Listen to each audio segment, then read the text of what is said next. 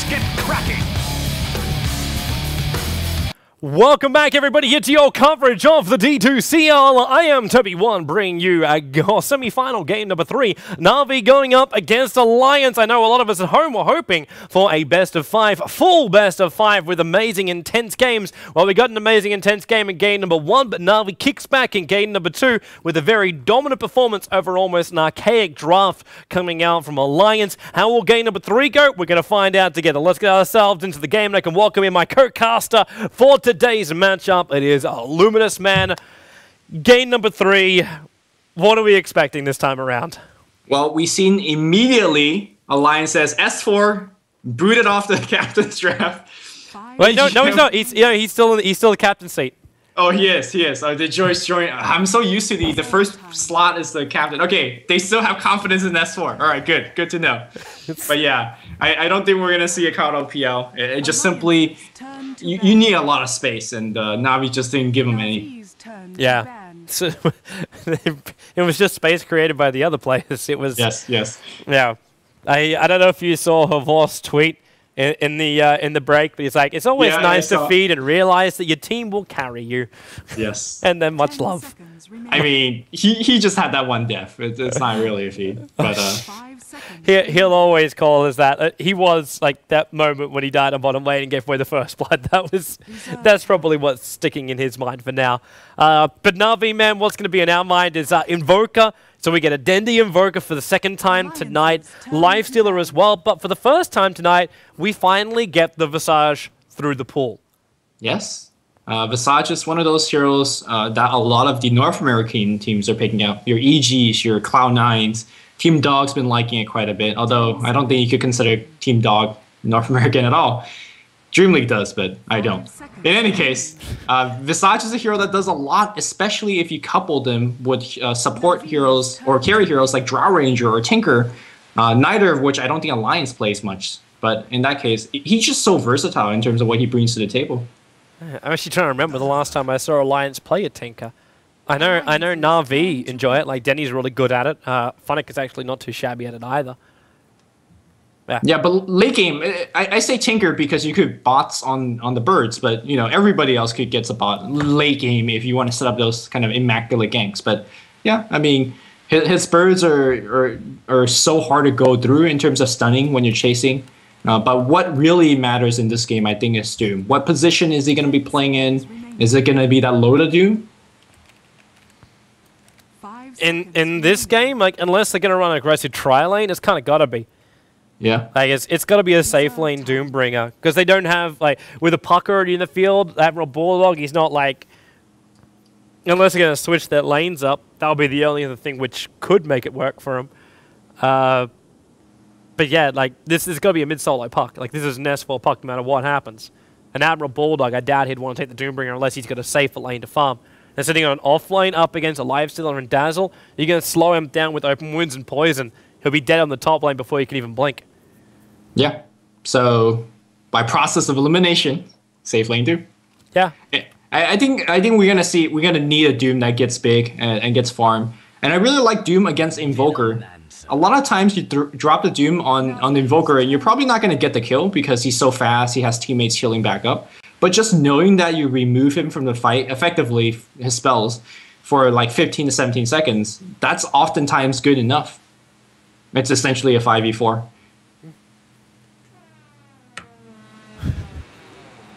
What's up, Toby? You're pondering on things. Well, I was about to say something that I was listening to the haunted house that was behind you. Yeah, my door just creaked open. It's like, where's the Undying pickup now coming out from Na'Vi? Give us aggressive tri-lane. Actually, I got an Undying game the other day. It was amazingly played. Would you believe, a Team Empire game? I just don't know why we don't see more of Undying. Like he's such a especially in today's meta where it's so it forces you to aggro try. Like in my mind, it kind of forces that. Like you have an aggro try with an element of push. I mean, remember the first game where there was Enchantress, and she was doing her thing in the jungle for Puppy. Yeah. And Kuroki was just kind of pulling and not doing much up top. Like, I think it would have worked in that position. But we digress, because I don't think we're going to see a... no, not now. We just got our third call for Na'Vi, and both support roles are already filled for Alliance. But, man, these teams, like, I know someone just sent them a message at the end of game number 1 and said, those commentators said you never pick Centaur. But now we got it in game 2 and game 3. For Na'Vi, and with the Centaur speed, the Lifestealer being kited out with like slows, it's not there anymore. And Invoker, maybe now Dendi can actually go with his Blink. Actually, he could go the same build as he did beforehand because he'll have a Centaur movement speed to get him there. Yeah. Actually, no, he'll still max out, won't he? He'll still max out if he goes cross Wex. When I see Dendi play Invoker and he just doesn't get that big, oh, it's that Spectre. All right. So, question mark about this is offensive trialing? Like, how do you fit the Doom and the Spectre? This can't be offensive trialing with... Actually, no, they can because the Enigma pickup. With the Enigma pickup... But the thing is, Alliance picked it before the Enigma was drafted, right? So yeah, so... I don't know about the level of confidence of Venomance and Visage. Like, with those two heroes, I think you've already got a lot of confidence on this offlane. To throw Loader up there might be questionable, but you could also attempt... would you attempt dual lanes? 2-1-2? Could you try it, like the Doombringer Venom up on the top lane, let Visage pull for the Spectre on the bottom, and try and zone out the Centaur. But then again, you kind of probably want to have the Venomancer up against the Centaur on the offlane, because he's got a better chance of zoning him out with Poison Sting and not dying. I don't know, man. I don't know about this draft. 5 seconds. Yeah. Let's just wait and see what lanes they end up pulling out. Because if this just ends up being a real safe lane kind of play, and they send Visage and Venomancer down south, then I'm seeing death for Admiral Bulldog. And he, in fact, went boots first. Prepare for battle. So it will be... like, I'd almost want to secure that as the off lane. As an off-lane Admiral Bulldog. And let Loader go bottom lane. Yeah, the supports are moving over as well. This doesn't look like an aggressive push to establish dominance over the enemy jungle. This is them safe laning it up. So we get an off-lane Doombringer. I wish you'd like Admiral Bulldog. I'm not liking your chances. I mean, he's got the boots. He's got the boots. And if he wants to just devour a big creep right from the get-go from this camp to the left, like you get close to level 2 very quickly. So there's that. You got the boots on Not, man. Like, it's... Malithus stun. Like, that's one of the most probably annoying things in the world now, even though, like, the DPS isn't as high. Ever since the changes of the instances, like, you always get 3 now from the very, very start. So you can even gank straight up at level 1. I know the stun duration is a lot more minimal, but you only need a short opening for Courier to pounce. And then you have Lifestealer open wounds. It's just a brutal combination. By the way, speaking of brutal, look at that set over on Vorst. Yeah, it's the new set of the Radiant and Dire chests. I'm not sure if you had a chance of opening some of them. Nowadays, when you open a chest, it gives you an entire set of items instead of just 1 or 2 pieces. So this is one of the sets you could get. I think the Radiant set, for example, if you look at S4, that's a puck set you can get. Pretty cool stuff. Is this like that Wispy Dragon kind of thing? It's the... Yeah, the Mischievous Dragon. I love how he's also called his his whole set is actually called the $1 million Dream Coil gift from Tuxedo. So I don't think he opened a chest for this man. I'm pretty sure someone gifted him the puck set. Man. It's a nice easy way to get. It's like, hey, pro play, would you mind giving me a set? I know when my Drow Ranger set comes out, like Teezy's getting one, Horst is getting one. And anybody else? Probably. Envy plays. Envy? Yeah. He plays Drow mid lately for Cloud9. Although, you know... And Envy shall have a set as well then. Their win rate with that hero is, you know, a little dubious. Yeah, and the stats kind of look a little bit off too, mainly because of Arteezy. Like you can have 15 deaths on a Drow Ranger and you still win the game. Yeah. It's gonna be like one of the only heroes that can have a higher win rate with a negative KDR.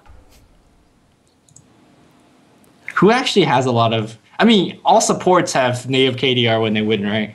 So I guess we're limiting just talking about carries here. Yeah, Now, I imagine heroes like Clockwork would have a very low KDR if you win. Because your job is to die, I guess. well, then again, though, like, when Clockwork wins, Clockwork's normally the guy that's in the front lines going, hey, you actually cannot kill me. So That's true. I wouldn't put Clockwork as that. In fact, he's normally the guy that triggers up blade mail. Like, damn it, I can't kill him, because if I kill him, I kill myself. I don't know if I'd say Clockwork. I would, yeah. Maybe different heroes. Visage can always die. His familiars do half of the work anyway. That's true. Admiral Bullock, this is what I'm talking about where I was really concerned about it. 3 tangos is not going to be enough. Like, a set of tangos isn't enough. Kuro will zone him out with poison every single time.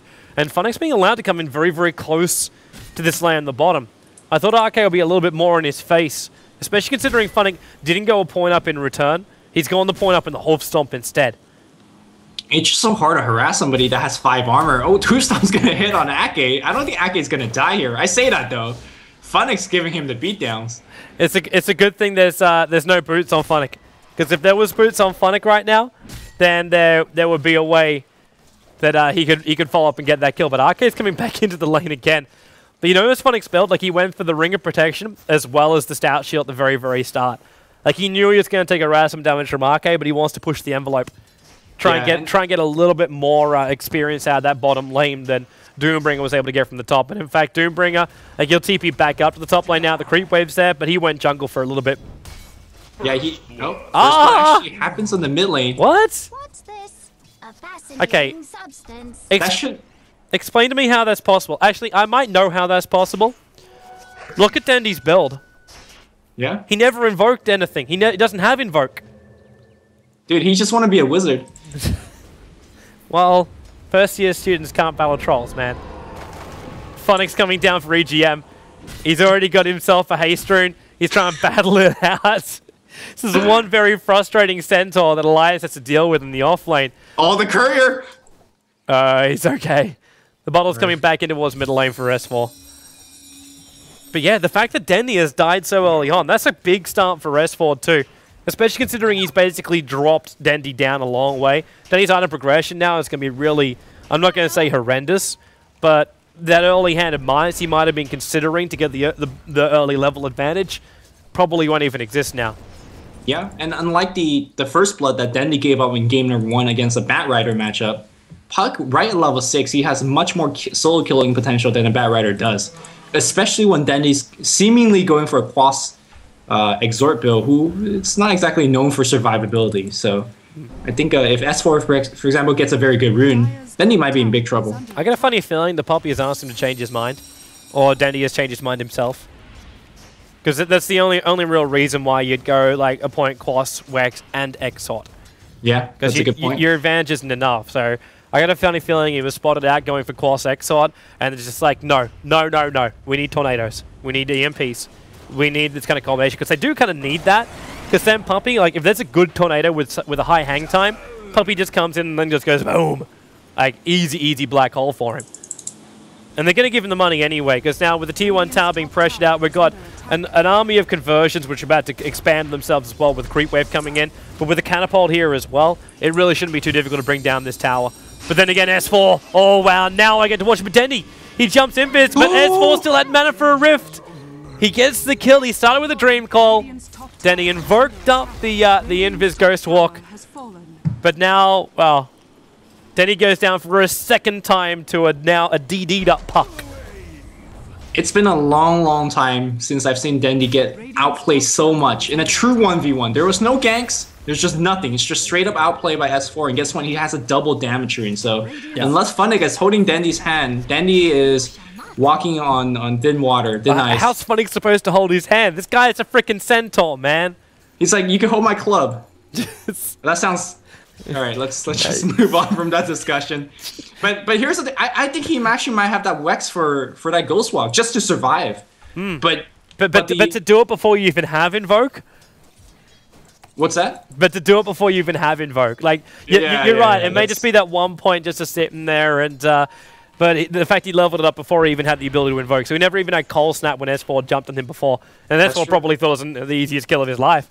Like, he just sits there and all of a sudden it's like, wait, I should be taking damage. I should be stunned. I should be controlled in some way, shape, or form. But the Master of Magic decided to study first and graduate later. Yeah, and here you go. In 5 seconds, Coil's backed up. So Dendi is, I don't know. You're seeing the rotation also coming in. EGM is moving in towards the middle lane. And just behind S4, you've got RK.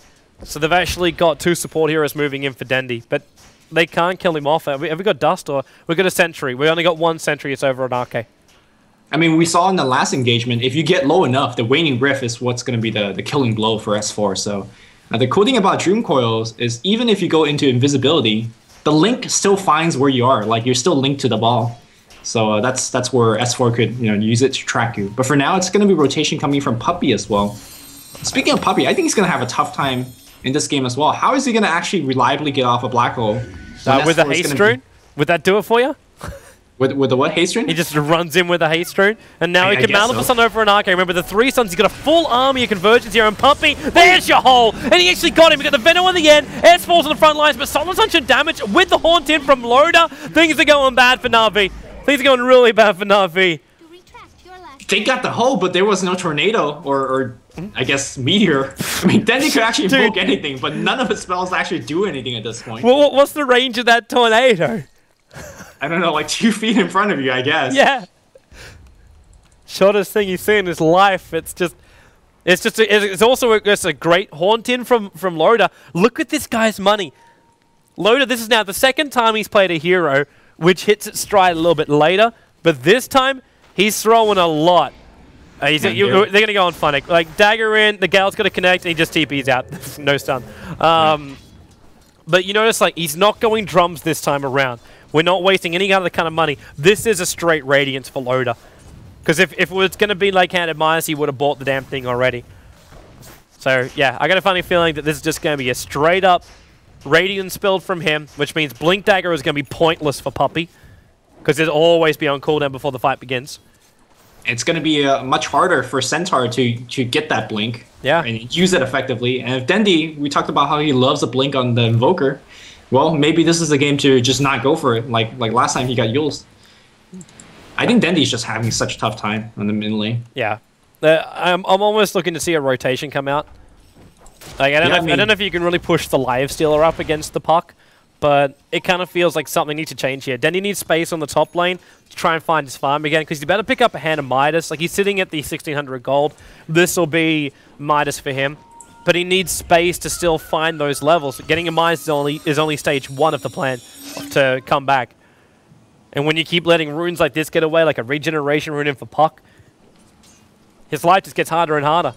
And now on bottom lane, well, there's an infested Puppey right now, but in comes EGM, and the familiar drop down, 1 stun, 2 stun, the Sunstrike hits Loda. He does go down right now, but at the same time, S4, he's got Funnick just walking out of Dream Coil. Didn't take the stun damage from that Navos. He's at least able to pick up the Visage as well. Puppey's low on life, and Loda, he can't decide who he wants to attack. Came back into the game. There goes Koro, but Navos waiting. He was waiting for S4 to come back. Now, the familiars on the front lines, they cannot catch up to a Vorst. Ends up being a 3-off trade, but load up. There's no point him farming just yet. Now we can do it because the buyback lockdown on his gold is now removed. It might seem like a fairly even trade, but to me that was a big Na'Vi victory because all the meanwhile Dendi just stood in the mid lane and pressured that tower. He wasn't forced to TP to save his team, and he didn't die for a TP like S4 did. Meanwhile, it was Savos at TP, but he's got a couple of kills, and his Midas has been running as well. So I think that was a fairly big momentum swing for Na'Vi, who needed that. Savos is gonna rage and just get the hell out of Dodge. Yeah, they can't control him. Also to point out too, when Loda bought back, bought drums, and bought basically half of his phase boots. And there's no Radiance. Yeah, this may be even a bigger win for Na'Vi with that fight in the bottom lane. The fact that they've had enough pressure onto Loda, they had that now. Open wounds, Malivus done, Funnick, the Sunstrike's coming back in, and then your Black Hole Admiral Bulldog, he TP's into the middle of the Vortex over there to Dream Coil. Huge in from S4, holding all of Na'Vi there. A Vorce will go down, Koro's taking the stun, Puppey as well. It's a double kill for RK, Soul Assumption up to Koro, all in 1 second time, and then Koro will be pushing up the Daisy with the rest of his team. Advantage swings.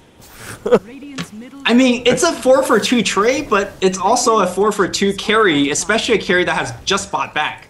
Yeah. And of course, Dendi hasn't joined the fight. As bad as it looks for Na'Vi, I think it's okay. It's Like, they're not happy about S4. it. It's S4 getting the kills. Like this is a 5-1 puck. It's getting to a point right now where S4 won't care in the mid game about anything Na'Vi will have. If he wants to, he may even consider going in for a Dagon kind of build, so Kuro has no time to react with a shallow grave. Kill off the Enigma before he can do anything. Keep these heroes down and buy space for Loader, because in the later portion of this game, split push victory will still go the way of Alliance. Because they've got Familiars and they've got a Spectre that can just haunt into the engagement. Yeah, not only that, I think Admiral Bulldog has been very silent and slowly catching up. If you look at his inventory, he's going for a 4-staff. Have you ever seen a 4-staff, Doom? Because I have not, but I think in this particular game, where the enemy team is relying on things like Stampede Slow, relying on things like Open Wounds and Malefice, a single 4-staff just says, you're not getting a kill on this guy. So it's pretty decent. Survive it till the bitter end. And would you believe it, it solves the mana pool problem. Hey! There's that Blink Dagger. 11-minute Blink Dagger is now up on S4. And I think he's calling out for a smoke. You notice Arcade's money too. He can almost afford his own. I'd say afford his own. He can also build into either Arcane Boots, Magic Wand, or he can look to a 4-staff as well. So there's a lot of money in these supports. We talk about like the supports stay alive through, but like these supports from Alliance, they're greedy supports. Always have been, always will be. And with EGM, like, what is he doing? Is this an Ogre Club to get him through into the, like, just some life points for now, and then into an Aghanim Scepter? Because he definitely can't be a BKB, and there's no reason for a Halberd. I think he just wanted an Aghanim. Generally, you start with a point booster, but, you know, if you just buy if you're closer to the shop, then you just might as well pick up the Ogre Club. Look, maybe he bought it before he died or something like that. Who knows? Na'Vi just had the best feeling in the world, which was not to go in then. Everyone went missing. 4 heroes smoked up from Alliance underneath the Sentry Ward. Well, actually, do they? No, they don't. Their vision didn't see it. That's a dire Observer Ward up on the high ground. But they'll move into the jungle, and they're going to find Dendi. And this is another bigger kill. No. And Dendi 4-staff in to make sure the Doom is able to connect before he can invoke out. But look at the movement speed. They use the Centaur ulti, but then S4, they're at the perfect time for the Dream Call. Loader also haunted himself in for this one, and then he got himself stuck in the tree line. He's got Calling Blade. Yeah, but he's got another tree he's got to cut through before he can get out of here. And Familiars, Puppey, he's on his way in, and now Loader cuts his way out. He's got Frost Armor, so that's going to help him out, and the Gale keeps Funnick away. So RK buying himself some space. Puppey doesn't have Hole yet. It's 4 seconds on cooldown, so Soul Assumption damage, 4-staff up, and they're looking. Puppey may decide to turn on this one, because there's 2 heroes here, and then he gets silenced up. The heal, Kuro! In with the Shadow Wave with the last point, as well as the Shallow Grave, and Puppey just TPs himself out to safety. Under the cover fire, Kuro, the man with the saves. Even though that was the 1 for 0, because they killed Dendi, basically Na'Vi's most important hero in my opinion right now, that was a big win. And Dendi teleports back in the mid lane. He's got the Midas. He's got to use it. He's also going for what I believe to be a Necrobook. Yeah, it's got to be. Yeah. I mean, as nice as Necrobook is, do you feel like that's the item he needs? Or do you think he needs more mobility type items, such as Yule Scepter, or maybe a Blink Dagger that he's so known for? I think he just needs to tank We'll wait for watch S4 die. Oh, he phase shifted and evaded the stun. And now, well, he just orbs himself away out to safety. Don't push your luck there too much, S4. Man, I don't think he needs his maneuverability. I kind of would have... I'm thinking he still wants to try and shut down and control the puck as well as the Doombringer. And the way he thinks he can do that is through like either mana burn and then have an element of push to come in later. Okay. But I'm not feeling the magic for it later, because like you could just see that Doombringer go into a BKB and the item will just start to become a little bit more useless. Because he's not going to be on a split push. Like it was going to be Forge Spirits, level 3 Necro units down the lane. But end up just being more food than anything else. Yeah, I'm also not 100% sure about the item choice, but then again we have 4-staff on Doombringer. So Roshan's being dumb. Really good scouting coming out here from EGM. Already scouting out the fact that Roshan is underway. Have also come to the front lines, and now we've got Na'Vi having to deal with Familiars up on the hill, as well as Na'Vi coming in from the sides. And S4 actually doesn't care. Like, he hasn't joined the fight just yet because he knows he can Blink Dagger and orb himself across when the time is right. But he's using the DD to do as much damage as possible. Now they go in for the Haunt. Now, which one does he reality to? And he went actually for Kuro in the middle lane. So we'll dagger up on this one. The center ulti has gone RK. Luckily for him, the Sunstrike's off target. So he'll back himself up and away from the Forge Spirits. Dazzle Obviously, Kura being the one initiated on by Loda was the one to die, and Roshan sitting at 3,000 life points here. Now, the question is, does Alliance get greedy and try and finish the job that Na'Vi started? Judging from game 1, that seems to be a bad choice, if you remember what happened there, because they tanked the Roshan so low that the rest of Na'Vi just respawned. But you have to keep in mind that Haunt is down for Alliance, but so is Stampede. It seems like Stampede just traded for a Haunt. Yep. When the Haunt came out, everybody just ran from Na'Vi. This tier 1 tower has to be protected. Oh. Glyph comes up.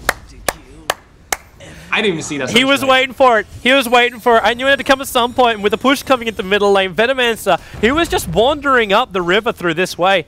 And Denny just waited it out. He just waited it out and got the Sunstrike perfectly. They're still going to lose the mid-tier 1 tower now. Attempted denial, and that may cost him. The Dream Call's on too. Phase shift into the double silence. Then the weave to also come, but, well, it's already a double kill going the way of EGM. Greedy support is greedy. He's now sitting at 4-1-6, and that's an opening to go in for Roshan for Alliance. Yeah, Dendy's trying to hold and distract by himself. Meanwhile, you can see that the rest of the frontliners are just rotating back into the Roshan pit. Oh, big Sunstrike. meteor, big Sunstrike, just dropping everybody low. Roshan doing a little bit of bashing. You can see that Loda on the back lines, they know he's very low in terms of health. Where is the Stampede into the pit? Havos coming in. Here we go, Stampede's gonna go in, but the Roshan has dropped Havos. He wants to take everybody down, but Havos is dropping fast. He rages, he's dead. Funnick, no rage, he's also dead, and the rest of Na'Vi just retreats. Dude, they went straight in there thinking, I want the cause, I want the cause. But EGM just stood his ground in the middle of the fight. The Familiars went to town. He was solo assumptioning down to, even did a nice little resummon in the middle of that engagement to make sure he had him twice over again. And Na'Vi almost walked into their death. They didn't get Roshan, they didn't get the Aegis Immortal. Sure, they got the Doombringer and triggered off the Aegis, but what did you really get in return? Loda, he's alive and sitting with 2.5k gold, so maybe we do see our Radiance after all, just with phase boots drums to start it. Yeah. And then the mech is about to be finished for Admiral Bulldog. It wasn't a good start for him because he has to die and buy back, but since then it's been very fortuitous in terms of how the fight's been going. I think what the two people that charged in was expecting was at least a weave from Dazzle, but we gotta remember Kuroki was, I think, dead before then, and he was just teleporting back, so he got couldn't join the fight. ganked in mid. Actually, no, because that should have been over by enough time. Like, Kura had enough time to get himself back out again. Well, he definitely was not in position for a grave, because that thing has, like, no cast range, so. Well, right now, man, Alliance are looking a lot better in this game. For the first time, I'm actually going to bring up the graphs too, and you can see the advantage which was just gained from that. Almost 5,000 gold was earned from just that last Roshan fight. Everything was pretty even until that. Experience advantage actually shot up to about 7k in favor of Alliance. Before that, they were still hovering around 2.5k, which is understandable when you're still running a Doombringer. And Enigma's jungle hadn't really been that effective. Like, Enigma spent more time walking around than inside of his own jungle. Yeah. It's also very tough for him to actually do anything effective. His inventory doesn't have a mech. His inventory doesn't have a BKB. So he's very much so controlled by what the puck is doing to him. And right now, Alliance has been doing an excellent job silencing him, making sure that he's bursted down by the Visage. So Puppy, aside from that one black hole in the mid lane, he hasn't actually done anything effective for his team. And meanwhile, by comparison, if you look at Admiral Bulldog, like he's got everything for the team. He's got 4 staff, he's got a mech, and just him charging in with max Scourge Earth, you can't focus him because you're not going to kill him. But if you don't focus him... Top lane, they're going to go on Loda. Sunstrike's going to get the kill on this one. And there's the black hole. Yep.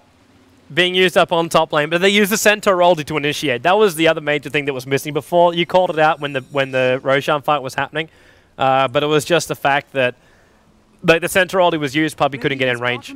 And the second he tried to, he'll get called up. The amount of times that S4 has controlled him is unbelievable, really. Like, he's come in and gone for the silence at the perfect moments. A Dream Call first comes in, then he gets like the double, so even his supports can't help him out.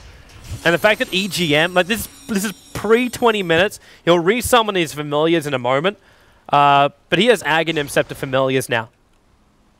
Like, this is what I'm talking about when Visage was standing in the middle of the fights, getting kill after kill after kill. Na'Vi, like, normally they're like, we worry about the cause, but worrying about the supports now is a bigger problem.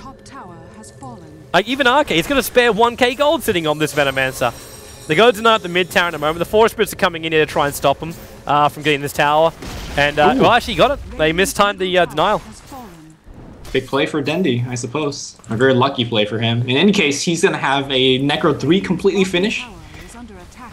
I mean, I just feel like it's one of those very weak item in the sense that Navi's not the one that's actually trying to push right now. So this Necro 3 is mostly used for team fight control. Yeah. But it's not really an excellent item for that. No, because you think like either Yule, Scepter, or building into a Scythe Device would have been like your higher team fight controllers. I suppose though, like how would you find a Scythe Device when you start your initiation out on the Spectre? So that's when the Necro book can kind of kick in another way. Like you got your bonus strength and intelligence, and that may be what he needs to survive when the initial jump in happens from Alliance.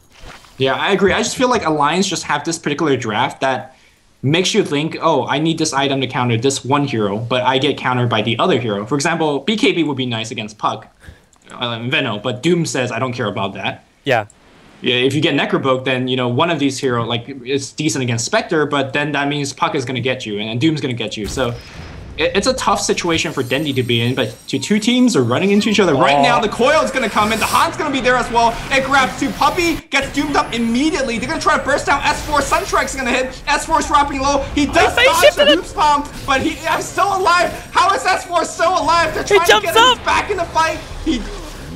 I don't know where he's... It's beautiful. He jumped up north. He followed the orb up and through, not only dodging the first stun in, and now they turn around again. Horvorse comes in. Puppey doesn't have Black Hole. He got doomed up. They don't care. Centaur blinks and he gets a split out, and then Horvorse in the middle of the Midnight Pulse is able to help bring down Loader, but Admiral Bulldog's not done just yet, and neither is EGM. But then again, Horvorse with the open wounds, he's finding himself a lot of life points back in Funnick.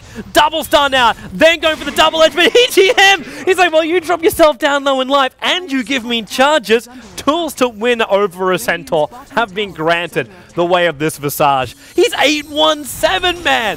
Navi's focusing the wrong hero. The fact that Puppey was able to soak up the Doom as well, like, that's a nice thing for him, but it's not buying him much. The Doom was actually a pretty big deal because during that entire fight, they didn't have a mech, or at least at the beginning of the fight where they really needed a mech to protect their heroes. But S4 was just a magician. He's the real magician in this game, not Dendi, because I just lost track of... I was just looking at him and casting what he's doing, and I was like, where did he go? He phased and he orbed and he was just killing everybody. It was beautiful. Like, he started off here in the tree line, and when the Sunstrike came in, he was Coulson it up. He looked like a goner. Because the Sunstrike hit, the Coulson up controlled him for a very long time. And all that was really required was for Funnick to land that hoof stomp. If he got that hoof stomp, fight would be completely different. But what he did was, he orbed up. And when he orbed up, like he phase shifted first, then orbed up, and he went through Koro. Koro was sitting inside a Shallow Grave right here, and then he just jumped up into this tree line. So he sat for the rest of the time just attacking down or attacking down. That's what he did. He was elusive and he soaked up so much of Navi's initiation. He took almost every ability of Dendi at the start of that fight. What I learned in this game is when you're in trouble as a Puck, orb into the enemy team and magical stuff happens. Well, it's funny though, because Navi got blocked off.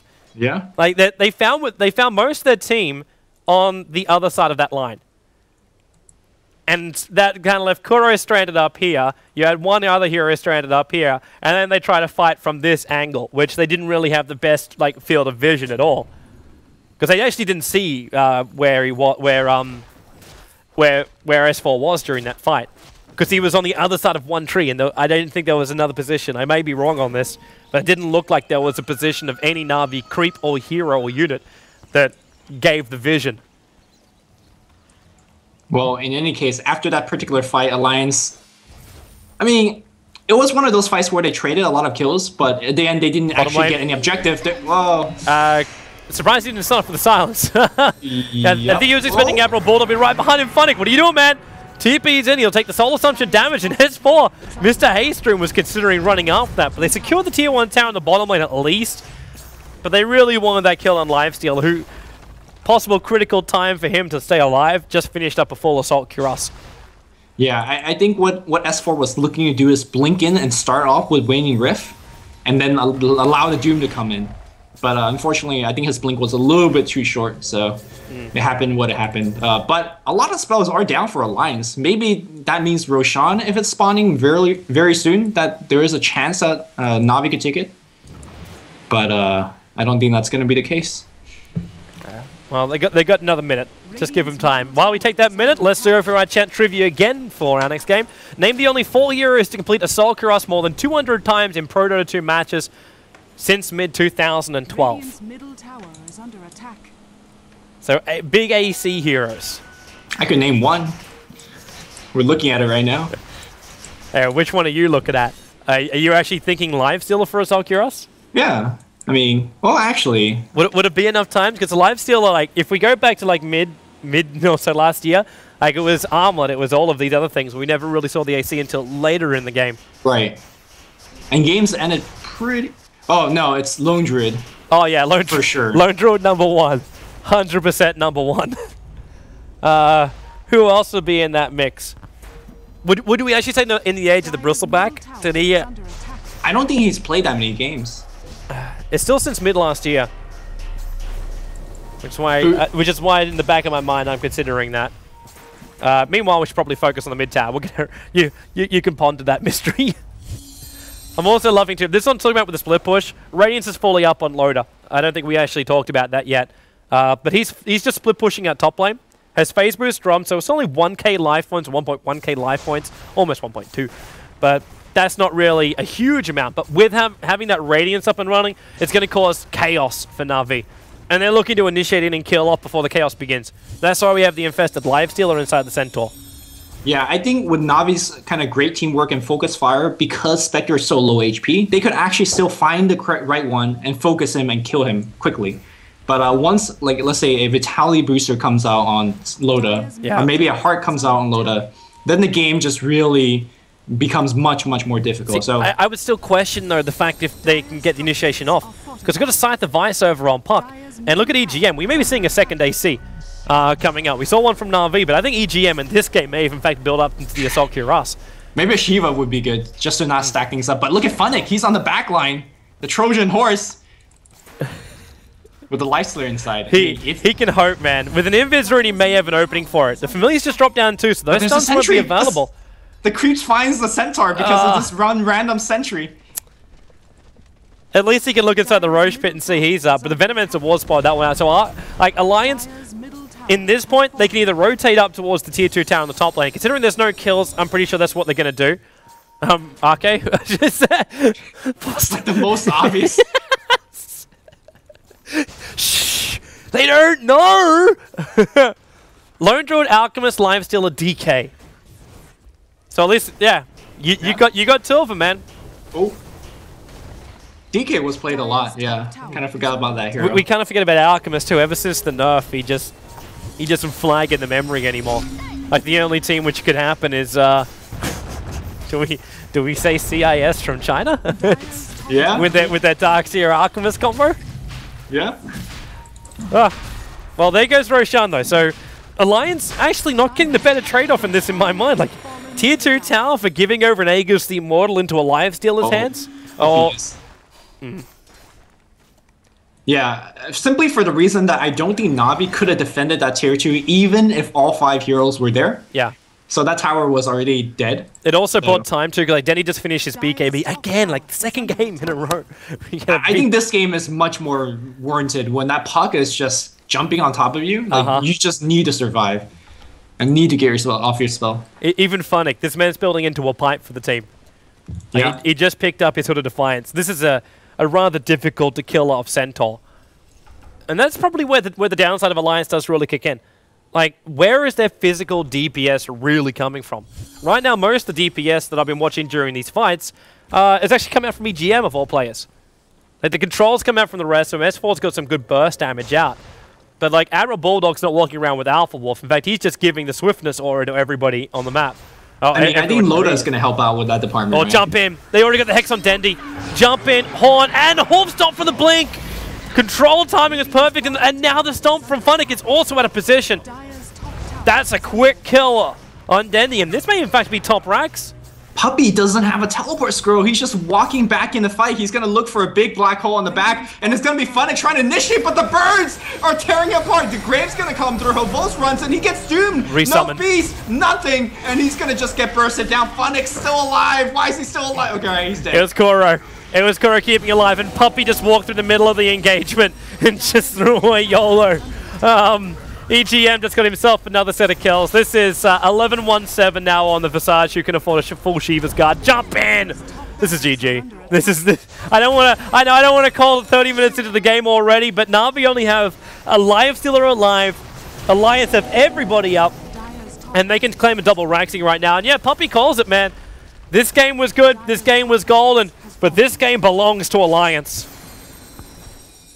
What went wrong this game? It felt like Na'Vi couldn't do anything. The Invoker was shut down. Lifestealer never got a combination to jump in, really. Like, well, the only successful, like, you normally look for heroes who have jump in, like Puck, Storm Spirits, things like this, to make the Lifestealer getting close. And the Centaur ulti was being used mostly for Enigma black holes. You had Lifestealer, in fact, was inside the Enigma at one point. That was their only successful gank I think Na'Vi really had. And then they got to turn around almost instantly after with Alliance like buybacks to jump ins. It just really feels like Na'Vi were controlled through the fights. They never got the proper initiation off, which is kind of funny because like that's what happened to Alliance in game 2. Yeah, I mean EGM's a guy that has 11, 1, and 7, but I think if I have to choose an MVP, it's got to be S4, shutting down Dendi to make him somewhat ineffective in the mid game. All those magical team fights where he darted in and out. I mean, that's highlight reel material. Yeah, I know Na'Vi keep putting out the highlight clips from their matches. That's going to be one of those moments on top. Yeah. Let's have a short break, peoples. We'll be back here. Looks like it won't be a 3-zip. Na'Vi, they're being forced to a 4th game, maybe even a 5th. We'll find out if that's going to happen right now with Alliance going up against Na'Vi here in the D2CL semi-final. It's all single elimination here. So the winner of this best of 5 gets a ticket to the grand final to battle out for the lion's share of $125,000 USD and rising as more of you people do buy the ticket inside the store. Who will be their opponent? You're going to find that one out a little bit later in the week. Cloud9 have a date with Team Empire for the 2nd semi-final as well. So make sure you stay tuned for all the details at d2cl.org. For now, short break, and we'll be back with more action coming out for the D2CL.